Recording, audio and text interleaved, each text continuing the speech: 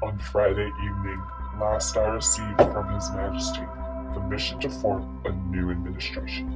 It was the evident will of Parliament and the nation that this should be conceived on the broadest possible basis, and that it should include all parties. I have already completed the most important part of this task. A war cabinet has been formed of 5 members, representing, with the Labour, Opposition, and Liberals, the unity of this nation. It was necessary that this should be done in one single day on account of the extreme urgency and rigor of events. Other key positions were filled yesterday. I am submitting a further list to the King tonight. I hope to complete the appointment of principal ministers during tomorrow. The appointment of all other ministers usually takes a little longer. I trust when Parliament meets again, this part of my task will be completed, and that the administration will be complete in all respects. I considered it in the public interest to suggest to the Speaker that the House should be summoned today.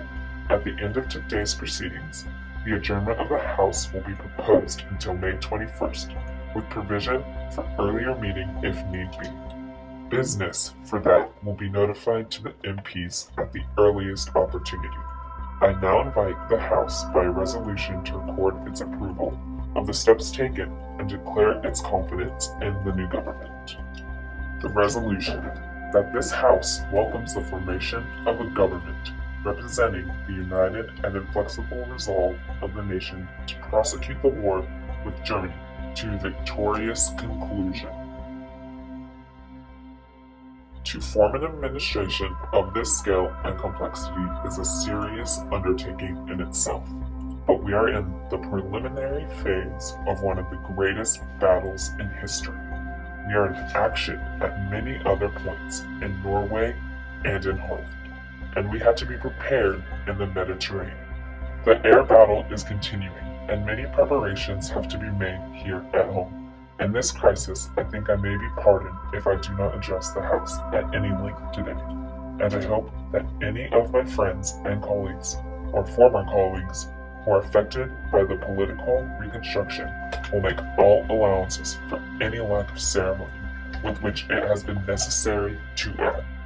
I say to the House, as I said to ministers who have joined this government, I have nothing to offer but blood, toil, tears, and sweat.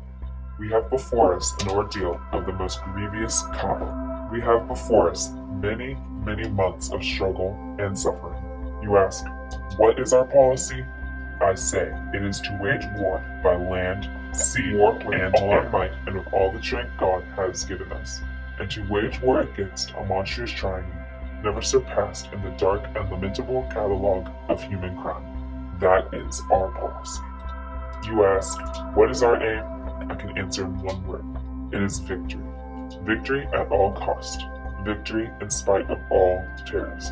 Victory, however, long and hard the road may be, for without victory, there is no survival. Let that be realized. No survival for the British Empire. No survival for all that the British Empire has stood for. No survival for the urge, the impulse of the ages, that mankind shall move forward toward his goal. I take up my task in buoyancy and in hope. I feel sure that our cause will not be suffered to fail among men. I feel entitled at this juncture, at this time, to claim the aid of all and to say, come then, let us go forward together with our united strength.